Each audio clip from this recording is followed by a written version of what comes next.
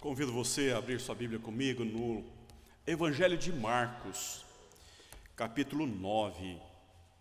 Evangelho de Marcos, capítulo 9. Nós leremos os versos do 14º ao 29º.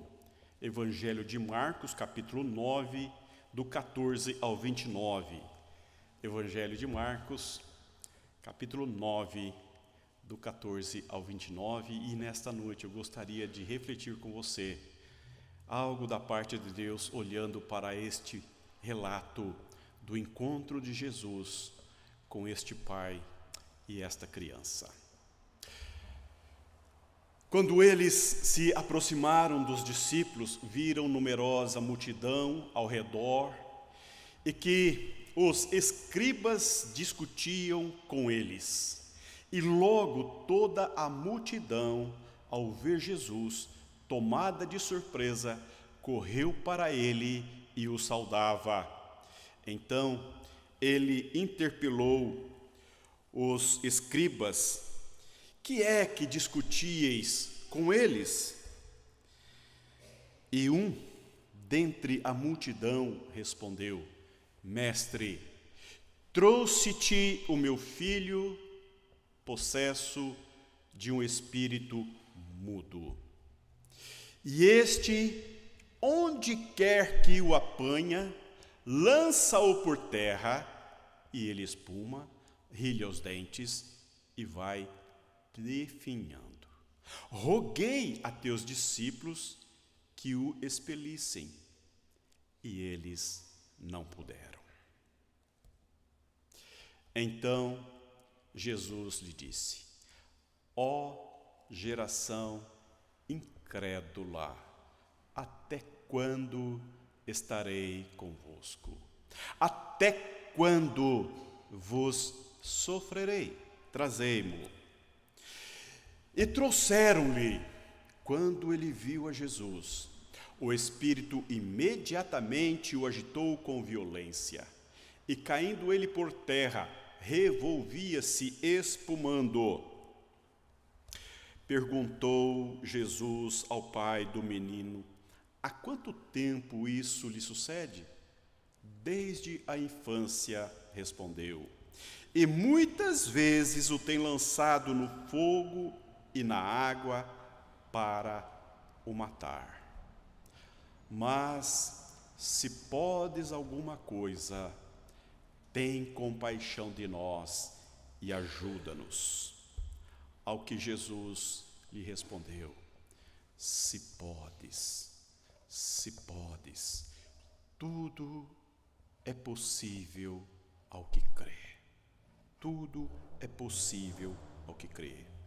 E imediatamente o pai do menino exclamou com lágrimas: eu creio, ajuda-me na minha falta de fé. Vendo Jesus que a multidão concorria, repreendeu o espírito imundo, dizendo-lhe: espírito mudo e surdo, eu te ordeno, sai deste jovem e nunca mais tornes a ele. E ele, clamando e agitando-o muito, saiu, deixando como se estivesse morto, a ponto de muitos dizerem: morreu. Mas Jesus, tomando-o pela mão, o ergueu e ele se levantou. Quando entrou em casa, os seus discípulos lhe perguntaram em particular: por que não podemos nós expulsá-lo? Respondeu-lhes: esta casta não pode sair senão por meio de oração e jejum.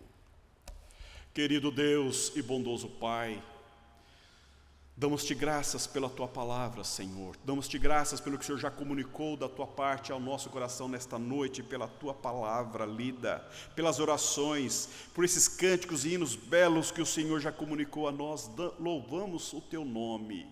Queremos ouvir-te uma vez mais, ó Deus, nesta noite fria. Continue aquecendo o nosso coração, a nossa alma, a nossa mente pela Tua palavra. Ó Deus bendito, fala uma vez mais conosco. É o que rogamos em nome de Jesus. Amém. Meus irmãos e irmãs, esse evangelho ele é escrito por Marcos, provavelmente João Marcos. João Marcos, aquele que foi discípulo de Barnabé, parente de Barnabé e Paulo no início da caminhada missionária do apóstolo Paulo com Barnabé, aquele mesmo João Marcos que causou uma dificuldade na jornada entre Paulo e Barnabé, que foi motivo de divisão da caminhada de Barnabé e Paulo, que Paulo não achou apto para a jornada missionária, então Barnabé separou-se de Paulo. Paulo seguiu com seus amigos e Barnabé com João Marcos. É este rapaz que escreve este evangelho. João Marcos ficou com Barnabé, depois teve contato com Pedro, e lá na frente Paulo vai dizer: chama João Marcos comigo porque ele me é útil ao ministério. Paulo retoma a caminhada com João Marcos, reconhecendo o valor deste jovem, e então João Marcos vai escrever o primeiro evangelho da era cristã. Ele usa um período da oralidade, depois da morte, depois da ascensão de Jesus, cerca de mais ou menos 40 anos de oralidade do Evangelho, e uma fonte chamada que é um embrião dos Evangelhos. Alguém vai escrevendo alguns ditos de Jesus, e Marcos apropria-se desse escrito e de alguns textos, mas muito mais da oralidade. Ele vai ter com alguns apóstolos, e ele então produz o seu evangelho. Este evangelho vai servir de base para o evangelho de Lucas e o evangelho de Mateus. O evangelho de Marcos é escrito na língua grega, num grego bem comum, o grego chamado grego koiné, que é bem rudimentar, bem popular. Marcos tem uma preocupação quando ele apresenta Jesus, ele apresenta o Evangelho. A preocupação de Marcos é apresentar Jesus como o servo do Senhor, aquele que veio para servir a Deus, servindo as pessoas. Uma coisa me chama a atenção no Evangelho de Marcos é que todas as pessoas que foram a Jesus foram atendidas por Jesus. Marcos ocupa-se de apresentar Jesus, encontrando-se com as pessoas e atendendo às necessidades destas pessoas. Para Marcos, Jesus é a presença gloriosa de Deus entre os homens. Ele é a boa notícia de Deus, as respostas de Deus às necessidades humanas. Ele é o evangelho, a boa notícia, a boa nova de Deus ao ser humano. E se você percebeu bem, nós pegamos na liturgia o texto lá de 2 Crônicas, o capítulo 7 de Crônicas, porque o texto de 2 Crônicas marca um momento profundamente histórico, belo, extraordinariamente marcante na história de Israel, que é a construção e a dedicação do primeiro templo de Israel. Era um desejo do rei Davi, que sonhava construir o primeiro templo a Israel.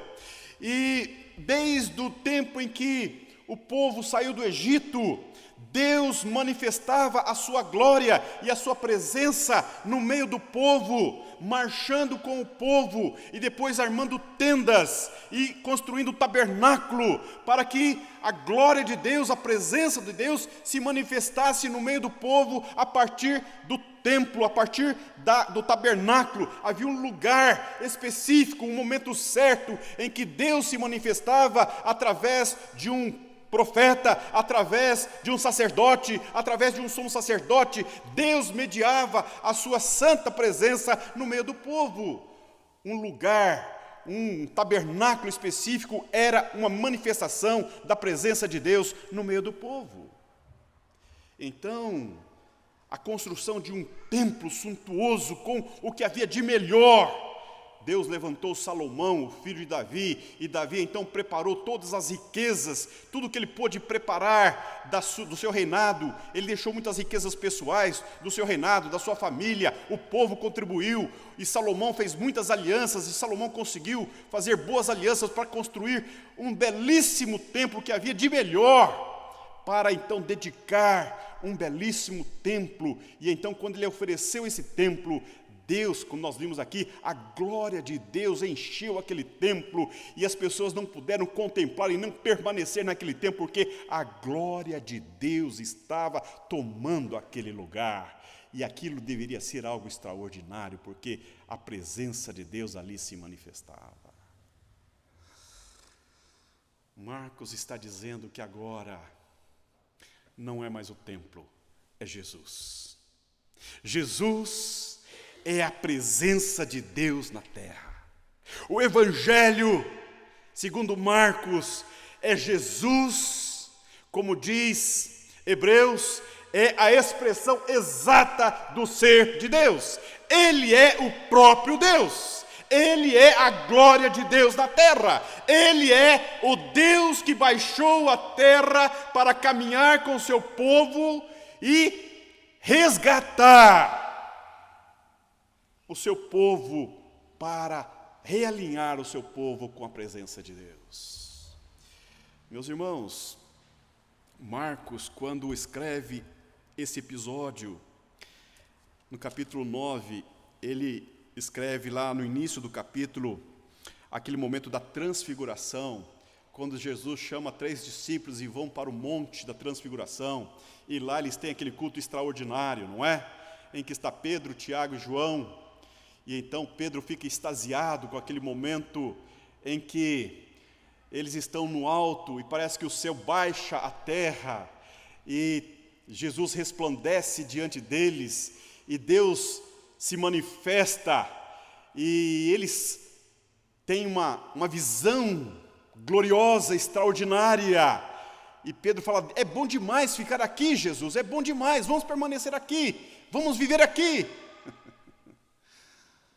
E então, depois daquele momento extraordinário em que a revelação de Deus está presente com a lei, com os profetas e com Jesus, a plenitude da revelação de Deus está ali, encerra aquele momento, eles estão descendo para o vale, e quando eles descem, eles se deparam com essa triste realidade. Qual é a realidade? Eu quero falar com vocês, olhando para esse texto, que é a triste realidade que acontece todos os dias na nossa cidade. Todos os dias acontece essa tragédia na vida do povo. É gente sendo tragada pelo mal. É gente sendo tomada pelo mal. É o mal que invade o coração, é o mal que invade a família, é o mal que invade o casamento, invade a vida dos filhos, é o mal que invade o ambiente de trabalho, é o mal que invade os nossos relacionamentos, causando destruição, causando prejuízo, causando morte. Esse episódio acontece quando um pai tem um filho que está acometido pelo mal. E diz-nos o texto que esse menino nasceu e vive há muitos anos uma vida descontrolada. O mal o toma e o joga no fogo, e o joga na água, e o joga para lá, e o joga para cá, tentando de todo modo matar essa criança. E o pai percebe que a vida do menino é incontrolável, é desgovernada. Esse menino não tem controle. Há 12 anos esse menino vive uma vida ingovernável, desgovernada, descontrolada. O mal entrou na vida desse menino e causou estrago na vida familiar. E o pai está fatigado, exaurido, cansado, não tem mais a quem recorrer, não sabe mais a quem buscar. E o pai, então, naquele dia sai de casa atrás de Jesus. Ele sai de sua casa com esse menino descontrolado, desgovernado, e vai em busca de Jesus. E com quem ele se depara? Ele se depara com os discípulos que não foram para o monte. E ele chega na praça e lá estão os discípulos de Jesus.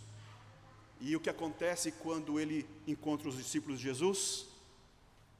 Um espetáculo. Os discípulos de Jesus nada puderam fazer por ele. E aí chegam os escribas. Os escribas são os religiosos da época que começam a discutir com os discípulos e de repente atrai a atenção de muita gente, e é uma multidão vendo a discussão e vendo aquele pai com aquela criança desgovernada ali na praça. Visualiza comigo a tragédia que se instala ali naquela praça. O pai aflito, que foi atrás de Jesus, não encontra Jesus, encontra os seus discípulos, os discípulos tentando fazer alguma coisa não conseguem, aí vem os religiosos e atraem a atenção dos discípulos, e eles não dão atenção para o Pai, não dão atenção para os discípulos, a multidão fica em torno, em volta, e vira um espetáculo horroroso, que atrai a atenção da multidão. E quando Jesus chega, a multidão olha para Jesus e corre atrás de Jesus. E aí a gente percebe uma tragédia em cima de outra tragédia. Quero dizer para você que o Evangelho não é espetáculo. O Evangelho não é espetáculo. O Evangelho não é religião. O Evangelho, longe de ser espetáculo e longe de ser religião, Evangelho é poder de Deus, como diz o apóstolo Paulo. O Evangelho é poder de Deus. Meu irmão, eu não sei como você entrou aqui hoje, eu não sei quais são os dramas, as lutas, as dificuldades que você enfrenta. Eu não sei qual é a sua relação de pessoalidade com o Evangelho de Jesus Cristo, mas uma coisa eu sei. Às vezes nós precisamos parar de lidar com religião, com processos religiosos, e de fato irmos única e exclusivamente aos pés de Jesus. É o que de fato faz a diferença na vida daqueles que de fato querem mudanças radicais na vida. Eu quero olhar esse texto olhando esses dois momentos. Primeiro, olhar esse fato que Jesus olha e diz: ó geração incrédula, até quando estarei convosco? Até quando vos sofrerei? Trazei-mo. Jesus olha para os seus discípulos, olha para os fariseus, para os escribas, olha para aquele discurso, para aquela discussão teológica, olha para aquela discussão religiosa, olha para aquele espetáculo, olha para o pai, olha para a criança, olha para a multidão, e ele se entristece profundamente. Ele olha para aquela geração de pessoas que estão vendo uma tragédia diante dos seus olhos, e ele fala: isto é um absurdo. Isto é um espetáculo da incredulidade. Isto é o espetáculo da incredulidade, de gente incrédula, de gente que não percebe, de gente que não vê, de gente que está alienada do valor do poder espiritual, do que é sobrenatural. Ele faz... Veja o versículo 16, ele interpelou seus discípulos, os escribas, e pergunta: que é que discutias com eles? E um dentre a multidão respondeu: mestre, trouxe-te o meu filho, possesso de um espírito mudo. Roguei a teus discípulos que o expelissem, e eles não puderam. Muitas coisas, meus irmãos, muitas coisas acontecem na nossa vida e dentro de casa porque nós não cremos. Muitas coisas acontecem na vida dos nossos filhos, no nosso casamento, na vida da nossa estrutura familiar, porque nós não cremos. Essa é uma tragédia. Muitas vezes as coisas vão entrando sorrateiramente na nossa vida. Nós vamos fazendo vistas grossas para as circunstâncias que vão desconstruindo, vão minando a vida do filho, vão entrando sorrateiramente nas brechas da nossa casa, nas frestas que nós permitimos deixar, e vai minando as nossas estruturas, e quando nós percebemos, aquilo que estava já não está mais, porque aquilo que deveria estar presente, estável, consistente, vigoroso no nosso coração, parece que não está mais. Sabe É isso que está no coração do Pai aqui, quando Ele fala, eu creio, mas eu não creio. É exatamente isso. Eu creio, mas eu não creio. Eu creio, mas eu duvido. Eu creio, mas eu não tenho tanta fé assim. E os discípulos, então, pior. Quando eles vão perguntar para Jesus, por que é que nós não podemos? Jesus vai dizer, porque essa casta não sai senão através de oração e de jejum. Eu quero dizer para você, meu irmão, minha irmã, você que é crente antigo, você que é crente já de anos, de décadas, quando você descuida da sua disciplina espiritual, quando você descuida da sua rotina diária de leitura bíblica, de oração, de colocar dia a dia as demandas da sua alma, as demandas do seu coração, aquelas demandas que vêm da sua família, do seu coração, aquelas perguntas que entram caspiciosamente na sua mente, aquelas questões que entram sorrateiramente na sua mente, que vão tirando a energia, a vitalidade, aqueles desejos que vão carcomendo os ímpetos da sua vontade de orar, de ler a Bíblia, e você vai tornando-se relapso, desleixado, vai deixando de lado os valores e as disciplinas espirituais. Quando você se dá conta, aquilo que estava presente já não está mais no seu coração, a sua memória já está deteriorada, e quando você percebe, já foi. Porque a desconstrução espiritual é um dos maiores intentos do inimigo das nossas almas de roubar da sua mente, do seu coração, a semente do Evangelho. É isso que Jesus está alertando os seus discípulos. E aí, às vezes, eu fico pensando, por que os nossos filhos não vão à igreja? Eles não vão à igreja porque nós, muitas vezes, desconstruímos na mente dos filhos com o nosso comportamento, com o nosso estilo de vida. Do jeito que nós vivemos, os nossos filhos, por que eu vou na igreja se a vida do meu pai é desse jeito? Por que nós vamos na igreja se a vida da minha mãe é desse jeito? O que adianta ir na igreja todo domingo se eles continuam fazendo as mesmas bobagens que eles fizeram há 10 anos atrás?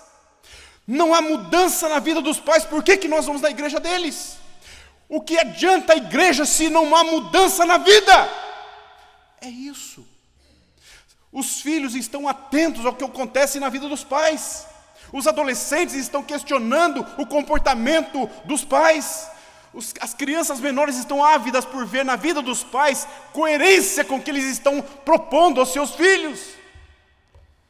Os discípulos não foram estar no monte, eles estavam ali. E eles não estiveram em oração, em jejum, eles não estavam vigilantes, atentos. E quando eles foram solicitados, faltou-lhes a autoridade espiritual necessária para enfrentar as hostes malignas diante das circunstâncias, e o pai ficou exposto a uma situação de grande vulnerabilidade, porque aqueles discípulos não puderam atender à demanda do pai, e ainda vieram os religiosos, e eles deram atenção aos religiosos, e virou um espetáculo. E Jesus vai dizer, que incredulidade absurda. Meu irmão, minha irmã, eu quero dizer para você que às vezes, dentro de casa, Jesus olha para a nossa casa e fala, meu Deus, que incredulidade. Muitas vezes os problemas dentro de casa não tem a ver com a ação do diabo, tem a ver com a nossa incredulidade em descrer do que Deus pode fazer na nossa vida, na vida do casamento, na vida dos filhos. Quando nós deixamos de crer no poder do Deus em quem buscamos, a quem recorremos. Esse pai estava lá com seu filho. A incredulidade avilta os céus. A incredulidade afronta o poder de Deus. Agora eu quero dizer para vocês aquilo que foi lido aqui. Capítulo 7 de 2 Crônicas, que o reverendo Kassab leu. Se o meu povo, que se chama pelo meu nome, se humilhar, orar e me buscar, e se converter dos seus maus caminhos, então eu ouvirei dos céus, perdoarei os seus pecados e sararei a sua terra. Estarão abertos os meus olhos e atentos os meus ouvidos à oração que se fizer neste lugar, porque escolhi e santifiquei esta casa para que nela esteja o meu nome perpetuamente. Nela estarão fixos os meus olhos e o meu coração todos os dias. Do mesmo modo que não é mais a casa, não é mais o templo, agora é Jesus. Também não é mais o povo de Israel, mas é a igreja de Jesus Cristo. Os olhos de Deus estão sobre o seu povo, os olhos do Senhor estão sobre a sua vida, sobre o seu coração, sobre a sua casa, sobre você, meu irmão. Por isso que Marcos é muito atento aos movimentos de Jesus naqueles dias, porque ali tem um pai desesperado, um pai aflito, um pai angustiado, um pai querendo a manifestação da graça de Deus. Ele quer ver o mover de Deus na vida da família, ele quer experimentar, ele quer sentir, ele quer ver o poder de Deus, a glória de Deus na sua vida, a glória de Deus na vida do seu filho. Ele quer perceber, ele quer dar testemunho do poder de Deus na vida dele e na vida da sua família. Ele quer dizer: eu quero sentir, eu quero ver, eu quero perceber aquilo que o meu coração clama, o poder de Deus na vida da minha família, na vida do meu filho. E aí, meu irmão, isso faz toda a diferença na história da família daquele homem, porque aquele homem, com certa incredulidade, com certa descrença, com certa dificuldade, ele vai a Jesus, ele vai a Jesus, ele vai a Jesus. Ele não vai à religião, ele não vai aos religiosos, ele vai a Jesus. Ainda que ele encontre religiosos, ainda que ele encontre gente incrédula, ainda que ele se depara com pessoas incrédulas, Jesus o encontra. Jesus o encontra, Jesus o vê, Jesus o enxerga. Aliás, o que me chama a atenção nesse texto é que o primeiro olhar de Jesus não foi para o menino, foi para o pai. Percebeu? Jesus olha para o pai, ele não olha para a situação do menino, ele dirige-se ao pai e ele fala: pai, me conta, pai, abre o seu coração, pai, fala comigo, destampa aí, derrama o pus da alma, conta para mim, pai, o que está acontecendo, fala para mim, abre o seu coração, pai, eu estou aqui, me procurou? Eis-me aqui. E essa é a coisa extraordinária do Evangelho. O Evangelho é o poder de Deus a todo aquele que crê, a todo aquele que busca, encontra.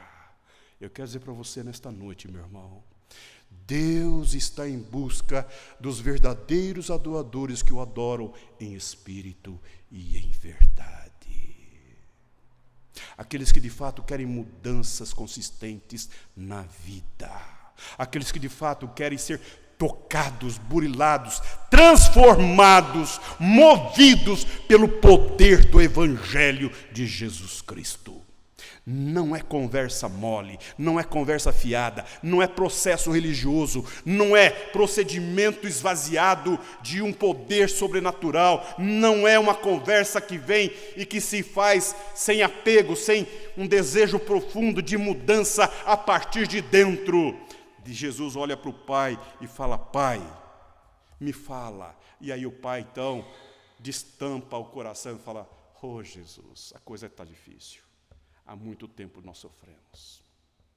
Há muito tempo nós sofremos. Há muito tempo nós lidamos com uma situação horrorosa dentro de casa. O mal tragou a vida desse menino. Esse menino não tem vida fácil. E a vida dele não é fácil. A gente olha o vizinho, o menino chegou, cresceu, e a gente olha, ele tem vida normal, mas o meu filho não tem vida normal. Ele não consegue ir na escola, ele não consegue aprender, ele não consegue ficar sentado na mesa, ele não consegue falar direito, ele não tem controle, ele não se alimenta. É uma tragédia. Nós estamos cansados. O mal está presente todos os dias dentro de casa.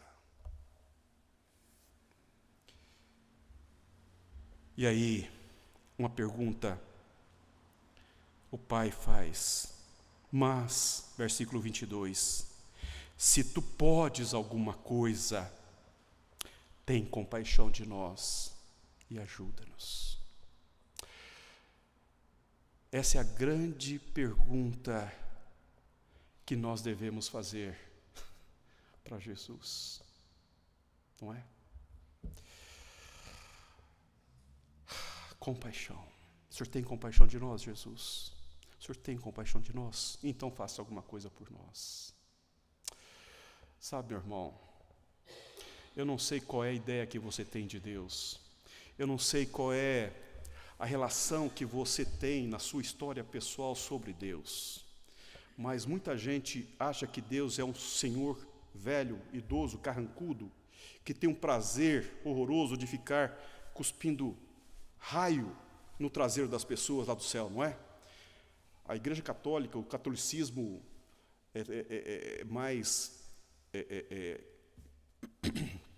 esse catolicismo popular, apresenta um Deus muito bravo, que tem que ser aplacado a sua ira constantemente.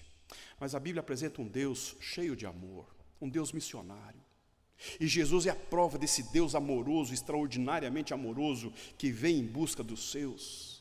E esse Deus que vem em busca dos seus encontra esse pai desesperado, e esse pai desesperado abre o seu peito e lança esse desafio, esse clamor ao coração de Jesus, e fala: se o Senhor pode, tem compaixão de nós. E nesta noite eu quero dizer para você que Ele está aqui presente, ouvindo o clamor do seu coração, do seu peito, e eu não sei qual é a dor do seu peito, mas eu quero dizer para você, Ele te conhece.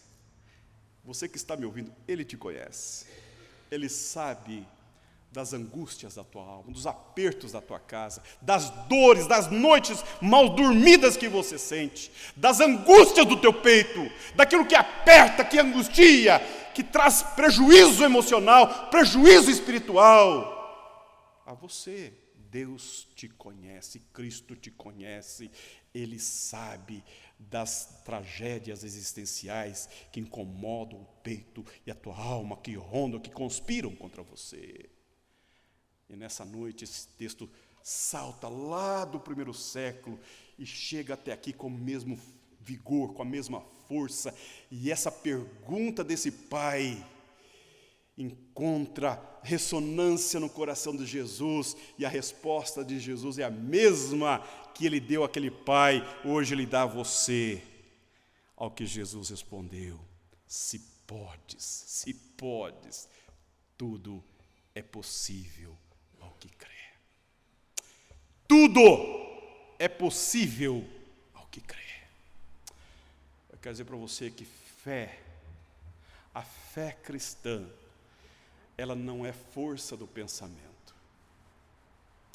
Ela não é um vigor em que você se concentra e você tem um vigor muito forte, então você faz uma força do pensamento positivo e aquilo que você imagina vai acontecer. Não é isto. Fé, meu irmão, é um dom, é um presente, é uma dádiva de Deus ao seu coração. A Bíblia diz que quem não tem fé, peça a Deus, que a todos dá gratuitamente. A falta de fé é incredulidade. Se você quer ter fé, peça a Deus que te dê fé ao coração. É o começo da conversa. E esse pai recebe de Jesus este desafio. Tudo é possível ao que crê. Tudo é possível ao que crê. E aí o pai vai dizer: eu creio, mas me ajuda na minha falta de fé. Em outras palavras, eu creio, mas eu não creio tanto quanto eu gostaria de crer, que é a sua e a minha situação. Não é verdade? É a nossa tragédia. A fé está misturada com a nossa incredulidade. A fé está lidando com a nossa condição humana de crer, mas também de descrer, de confiar, mas também de desconfiar.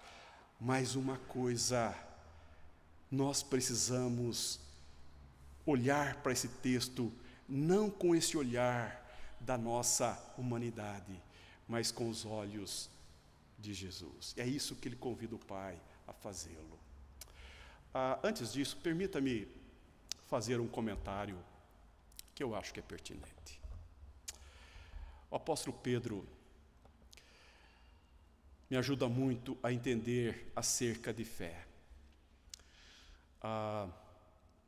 Talvez você esteja na igreja já há alguns meses e tem acompanhado nossos sermões, e tem acompanhado os nossos cultos, e tem participado das nossas atividades culticas, e tem gostado, tem se familiarizado, já conhece nossos cânticos, já conhece os nossos hinos, gosta das nossas orações, nosso jeito de adorar a Deus, e talvez você se animou com o jeito que nós estamos aqui nos conduzindo, mas talvez você ainda não tenha uma segurança acerca da salvação. O apóstolo Pedro nos dá um exemplo muito interessante acerca da fé. O apóstolo Pedro foi chamado por Jesus quando tinha um nome, Simão Barjonas, era o nome de Pedro, Simão Barjonas. E ele foi levado a Jesus por seu irmão chamado Natanael. E quando Jesus recebeu Simão Barjonas, Jesus mudou o nome de Simão Barjonas para Pedro, que é fagulha de rocha. E Pedro foi crescendo nessa relação com Jesus e foi se tornando muito próximo de Jesus durante o ministério terreno de Jesus em 3 anos. E logo se destacou na relação dos 12 discípulos de Jesus mais perto, ao ponto de, em vários momentos dos registros dos evangelhos, Pedro ocupar certo destaque nos registros. Foi ele, por exemplo, que andou sobre as águas quando Jesus chamou ele para andar sobre as águas. Foi ele que disse que amava mais a Jesus do que os demais. Mas foi ele também que negou Jesus 3 vezes.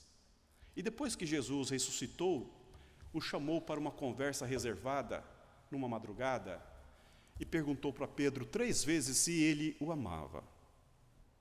E Pedro vai dizer 2 vezes, respondendo a mesma pergunta de Jesus, que fez o seguinte: Pedro, tu me amas? E Pedro respondeu: sim, Jesus, eu te amo. Mas as 2 primeiras respostas de Pedro, ele respondeu uma palavrinha grega que significava um amor, chamado amor ágape, que é o amor sacrificial. E Jesus, na 3ª vez que perguntou a Pedro, ele respondeu com amor filéu. Esse amor filéu é um amor mais fraquinho, na linguagem grega. Ele está dizendo, na 3ª vez ele diz: Jesus, o Senhor me conhece, eu amo do jeito que eu sou. Eu amo assim como eu sou. Eu amo, mas não amo como o Senhor me ama. Eu amo inconsistentemente, humanamente. Não amo tanto quanto eu gostaria de amá-lo, mas eu o amo. E Jesus disse: apacenta os meus cordeirinhos. O que eu quero dizer para você com isso, que na relação com Jesus, os processos religiosos não são importantes. O que eu quero dizer para você é que a construção de uma relação com Jesus não tem a ver com desempenho, não tem a ver com performance, mas tem a ver com entrega, tem a ver com renúncia, tem a ver com desejo de ser transformado, tem a ver com desejo de ser modificado, que tem a ver com desejo de ser mais de Deus e menos de si próprio. Tem a ver com desejo de ser transformado mais pelo Evangelho do que mais envolvido pela cultura. Tem a ver mais com desejo de viver de acordo com a palavra de Deus do que de acordo com sua própria mentalidade. É isso que conta na relação com Jesus. É o desejo de viver mais em conformidade com o Evangelho de Jesus do que com a sua própria caixola. E é isso que muda a vida das pessoas. Entendeu? É isso que eu queria dizer para você. Porque esse pai aprendeu as duras penas. Esse pai estava tão cansado de viver uma vida apegada ao mal, de viver 12 anos com o mal dentro de casa, e quando ele decidiu mudar de vida, ele sabia exatamente a quem procurar, e ele foi procurar, e quando ele foi procurar, mesmo com a sua inconsistência, mesmo com a sua incongruência, mesmo com a sua pequeneza de fé, com a sua dificuldade em crer, em confiar plenamente, Jesus olhou o coração desse pai e falou: isso é suficiente para fazer uma obra plena e completa na sua família. Sabe por quê, meu irmão? Sabe por quê, minha irmã? porque todo aquele que volta arrependido, humilhado, quebrantado, suplicante, aos pés da cruz, recebe graça, recebe graça.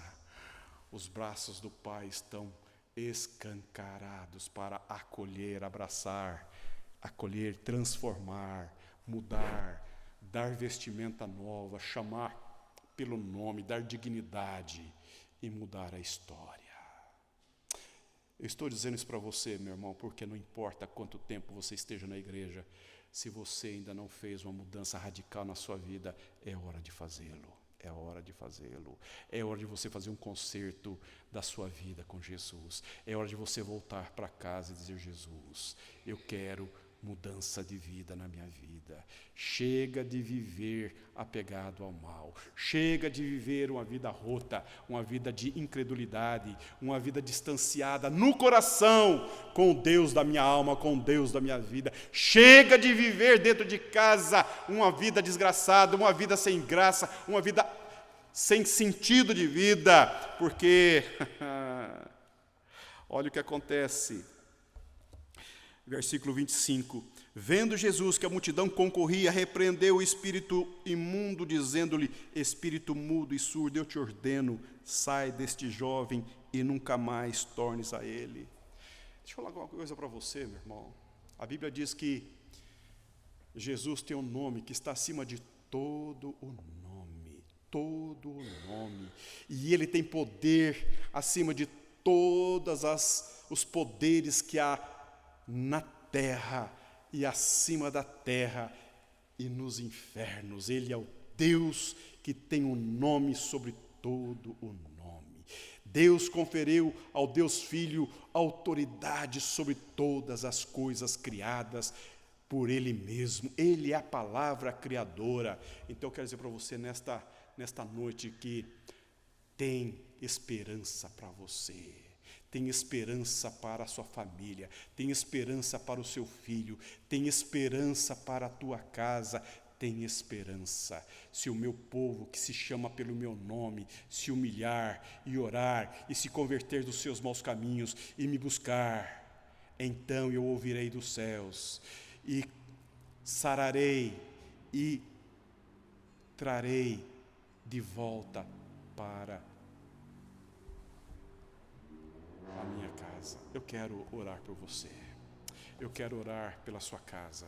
Eu quero orar pela sua família. Nessa noite, me permita desafiar você a fazer o mesmo, a orar pela sua casa, a orar pelo seu cônjuge, a orar pelo seu filho, quem sabe orar pelo seu pai. Chega um tempo na nossa vida, meu irmão, chega um tempo na nossa vida, minha irmã, que nós precisamos de fato enfrentar seriamente os problemas que nós temos dentro de casa. Parar de brincar com as coisas sérias da parte de Deus. É preciso levar a sério a palavra de Deus. É hora de levar a sério aquilo que Deus tem incomodado o seu coração. É tempo de buscar seriamente a Deus dentro de casa. Consertar a nossa vida para que os nossos filhos vejam o poder de Deus a começar em nós. Se você quer mudanças na vida dos filhos, Ele quer ver mudanças primeiro na sua vida. Quer mudanças lá? Comece cá. Quer mudanças na vida dos filhos?